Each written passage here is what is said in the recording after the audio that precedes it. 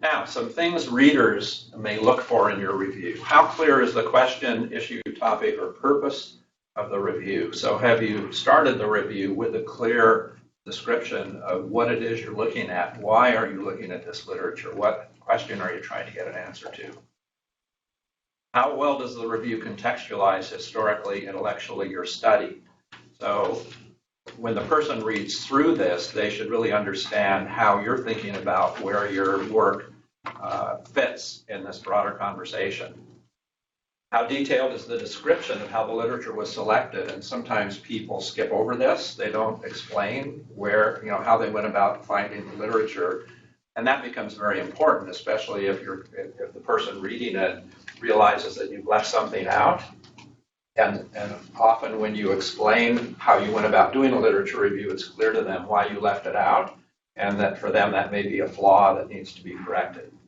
So usually in a few sentences you can explain, and I'll give you some examples of how people explain very briefly how they went about identifying literature. How relevant and current is the literature selected? How well have you surfaced the assumptions, paradigms, worldviews behind the literature? Sometimes it becomes very important to talk about, if there's a body of research you're looking at, what the kind of epistemological grounding is that people were operating from when they did this research, or what assumptions are made in the research that you're looking at. How well have you shown the historical trajectory of the conceptual, theoretical, and empirical developments?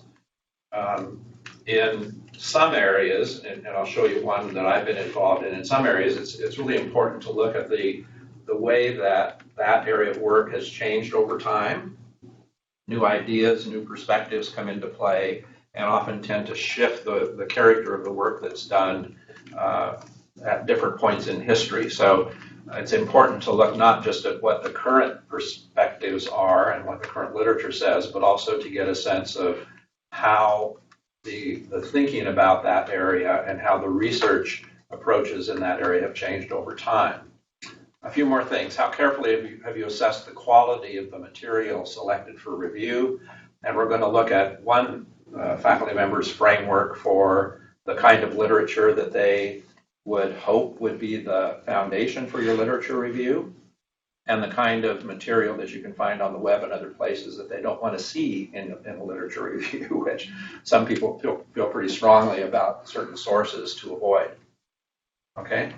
What contrasting perspectives have you included, and how have you treated them?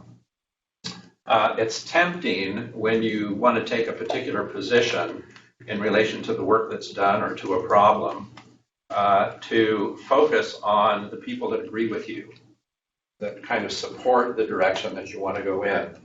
But it's very important to also identify contrasting viewpoints. It's important to bring out debates and critiques that have been done of the position that you might want to adopt.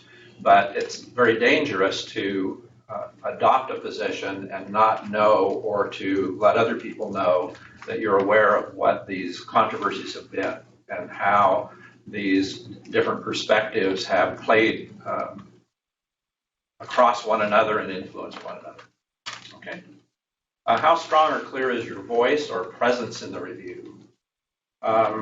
This is something that is quite, I think, typical these days in social science research, that it's important for us to hear your voice. How effectively have you analyzed the material? How well have you synthesized the material? And again, that's this process that I talked about earlier, where you stop, you pause from time to time as you're writing this, and you consolidate, you bring together the main ideas that you're going to be moving forward with for the benefit of the reader. Don't leave it up to the reader to make sense of why it is you're including literature in a particular area.